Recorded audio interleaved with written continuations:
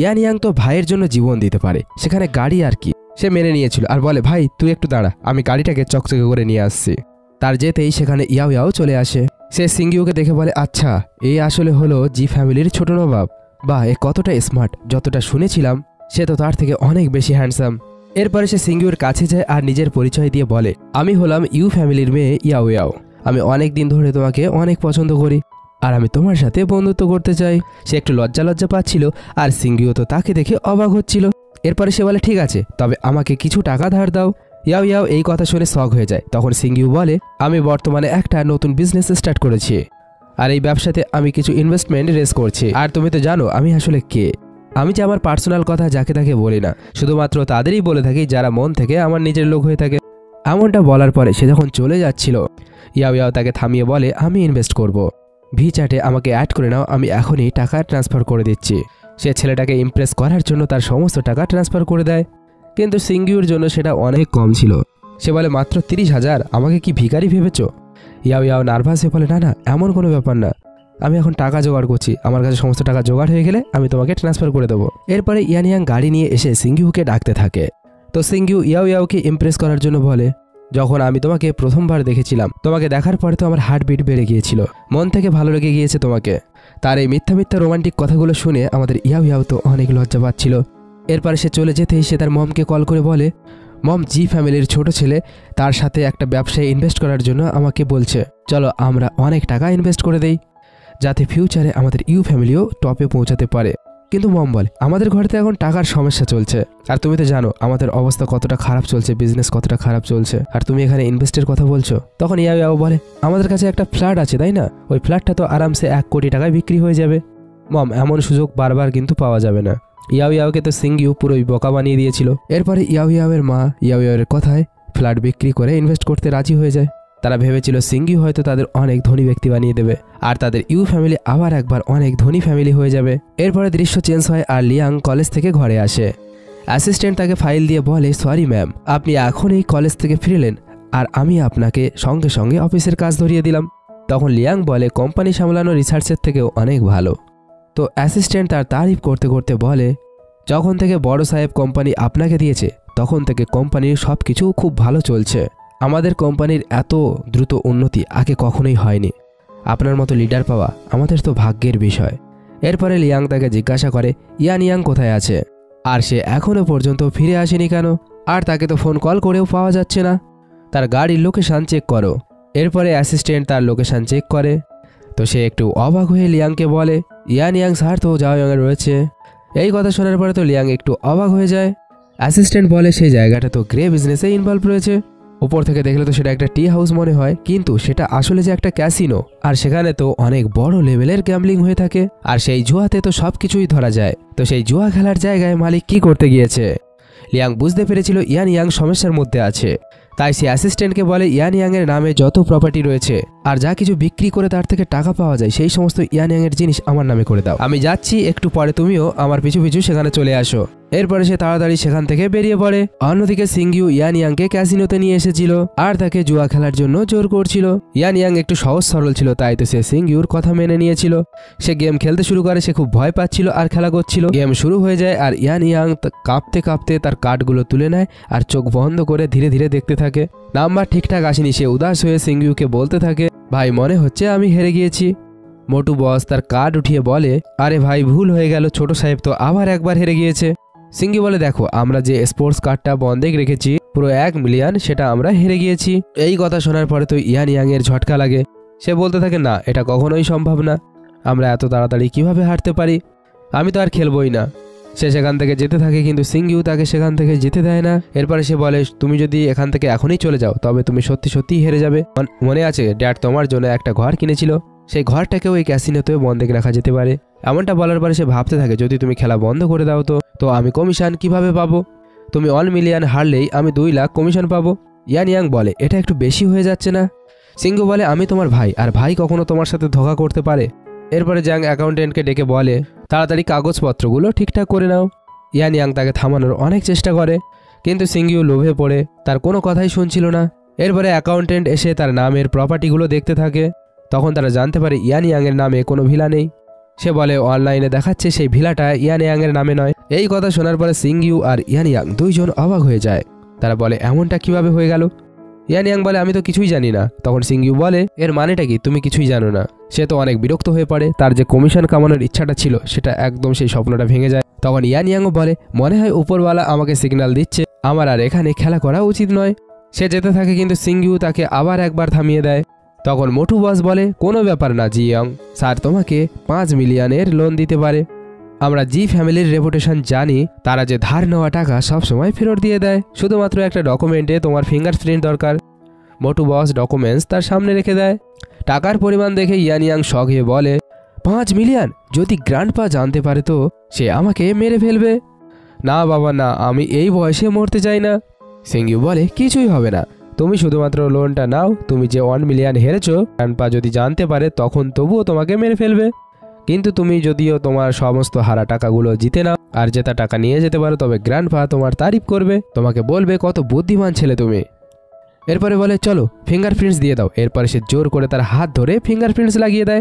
এখন ইয়ান ইয়াং তো সম্পূর্ণভাবে ফেঁসে গিয়েছিল, তাকে এখন আবার গেম খেলতে হবে। সে কান্না করতে করতে মরে গেলেও সে এখান থেকে পিছু হটতে পারবে না, তাকে গেম খেলতেই হবে। সে না চাইলেও তাকে এখন গেম খেলতে হবে। সিংইউ কার্ড ছড়াতে শুরু করে দিয়েছিল। এরপরে সে বলে চলো একটা বড় খেলা করা যাক, 50 লাখ করে বাজি লাগাও, তুমি হয়তো জিতে যাবে। ইয়ান ইয়াং প্রার্থনা করতে থাকে সে যেন এই গেমটা জিতে যায়, কিন্তু সে তো জানে না সিংইউ তাকে জিততে দিতে চায় না, সে যে তাকে হারিয়ে নিজের কমিশন নিতে চায়। ইয়ান ইয়াং তার কার্ডগুলো দেখে নিয়েছিল। আফসোস তার কাছে আবার একবার খারাপ নাম্বার এসেছিল। সিংইউ মনে মনে খুশি হচ্ছিল আর মোটু বসকে ইশারা করে বলছিল বাচ্চা হেরে যাচ্ছে, একে লুটে নাও। তখন মোটু বস বলে আরে ইয়ান ইয়াং 1 কোটি টাকার বাজি লাগাও না, তো তুমি এখন খেলতে পারবে না পালিয়ে যাবে ভয়ে।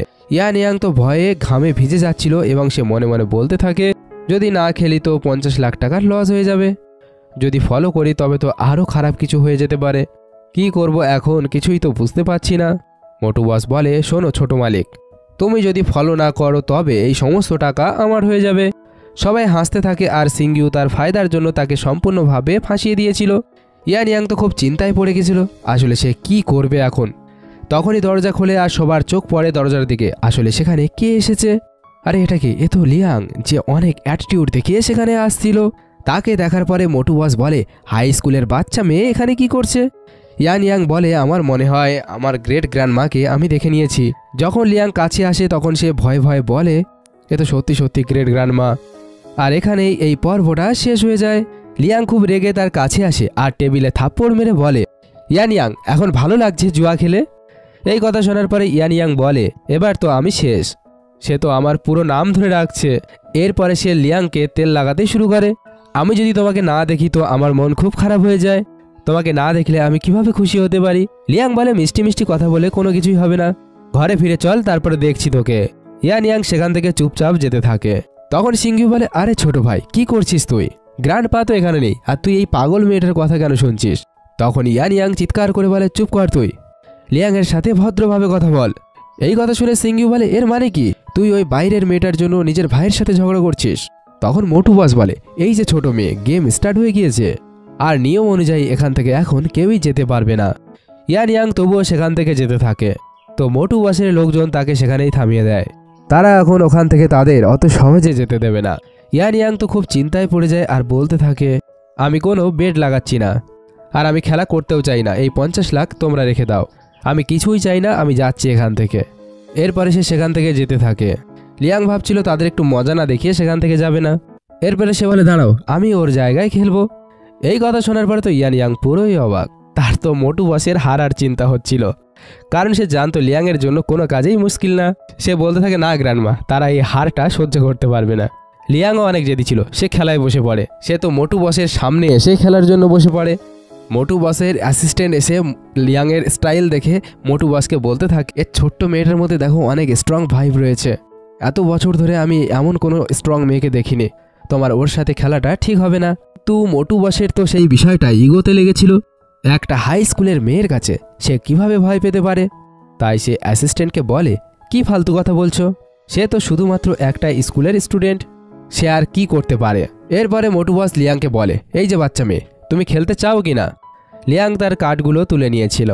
তা দেখার পরে ইয়ান ইয়াং বলে ছেড়ে দাও, ফলো করলে আরও 1 কোটি টাকা হাত দিয়ে বেরিয়ে যাবে। লিয়াংয়ের নিজের উপর সম্পূর্ণ ভরসা ছিল। সে ইয়ান ইয়াংয়ের কথা না শুনে ফলো করতে থাকে। এরপরে সে নিজের কার্ডগুলো শো করে দেয়।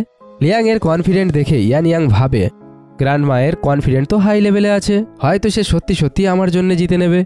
তার স্বপ্ন তো 2 সেকেন্ডের মধ্যেই ভেঙে যায়, কারণ মোটু বসের কার্ড লিয়াংয়ের কার্ডের থেকে পাওয়ারফুল ছিল। সে লিয়াংকে টন্ট করে বলে সরি, তোমার থেকে একটু বেশি নাম্বার এসেছে, আর কিছু টাকা বের করো, তুমি তো এখন ইয়ং আছো, তাই তো জুয়া খেলার জুনুন তোমার মধ্যে একটু বেশি থাকার কথা। ইয়ান ইয়াং বলে বন্ধ করো আর চলো এখান থেকে, কিন্তু লিয়াং মোটু বসকে বলে ঠিক আছে কার্ড ভাগ করো আবার। ইয়ান ইয়াং ওদিকে তার মাথা ঠুকতে শুরু করে। মোটু বস তো এটা ভেবে অনেক খুশি হচ্ছিল যে তার হাতে সোনার ডিম পাড়া মুরগি এসেছে।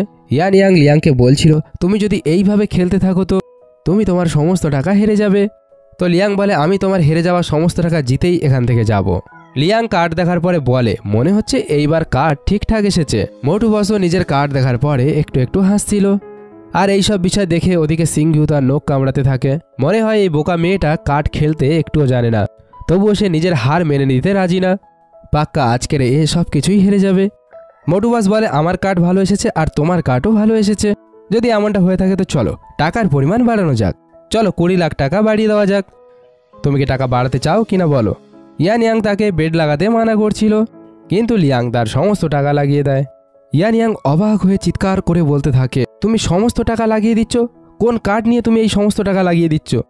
মোটু বসও হাসতে হাসতে বলতে থাকে শোনো বাচ্চারা, সে অল ইন করে দিয়েছে তাই 40 লাখ টাকা লেগে গিয়েছে। ঠিক আছে, তবে আমি আমার কার্ড শো করছি, তোমরা দেখে নাও।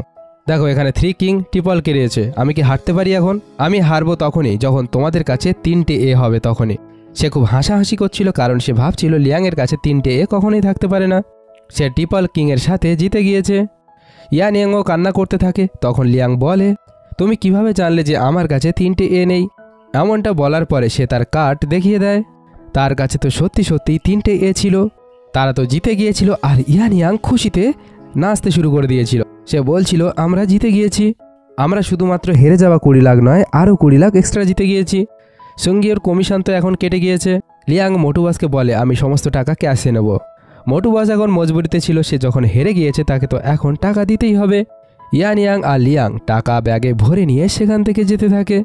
ইয়ান ইয়াং বলতে থাকে গ্রেট গ্র্যান্ডমা, তুমি সত্যি সত্যি গ্যামলিংয়ের দেবী, তুমি এত ভালো কিভাবে খেলতে পারো। লিয়াং বলে আমি কোনো গ্যামলিং খেলিনি, আমি শুধুমাত্র টেকনিক ব্যবহার করেছি। প্রথমবারে আমি জেনে বুঝেই হেরেছিলাম, যাতে তার মুখের হাবভাব পড়তে পারি যে তার কার্ড ভালো এসেছে না খারাপ এসেছে। দ্বিতীয়বারে যা কার্ড পেয়েছিলাম তাতে জেতার সম্ভাবনা অনেক বেশি ছিল। ইয়ান ইয়াং তো তার প্রতি অনেক ইমপ্রেস হয়ে গিয়েছিল। সে বলতে থাকে কথাগুলো কিছু বুঝতে পারিনি, কিন্তু ভালো লেগেছে। সে তো অনেক খুশি ছিল, কিন্তু সিংঘিউ একটুও খুশি ছিল না। সে মোটু বসকে উত্তেজিত করতে থাকে তুমি তাদের টাকাগুলো নিয়ে এইভাবেই এত সহজে যেতে দেবে? মোটু বসও তার কথার জলে ফেঁসে যায়। তাই তো তার লোকেদের বলে তাদেরকে যাওয়ার থেকে আটকে দেয়। ইয়ান ইয়াং বলে হেরে যাওয়ার পরেও কি হারটা মেনে নিতে পারছো না? তুমি তো আমার গ্র্যান্ডমার সাথে খেলারই যোগ্য না, এখন যেতে দাও আমাদের। তখন মোটু বস বলে আমি তো এটা বলিনি, আমি তোমাদের এখান থেকে যেতে দেব না, শুধু এটাই বলছি আরও 5 ঘন্টা খেলা করো, এরপরে আমি নিজেই তোমাদের ঘর পর্যন্ত পৌঁছে দেব। তখন লিয়াং বলে যদি আমরা এখন জেদ করে চলে যাই তো? তখন মোটু বস বলে তবে তো আমাদের শক্তি প্রয়োগ করতেই হবে, আর যেটা হবে সেটার জন্য আমাকে দায়ী করতে পারবে না। আর এখানেই এই পর্বটা শেষ হয়ে যায়। আমি জানি পর্বগুলো অনেক দেরি করে আসছে, তার জন্য আমি অনেক দুঃখিত। আর তোমাদের ভালোবাসা সাপোর্টের জন্য অনেক ধন্যবাদ। Love you guys.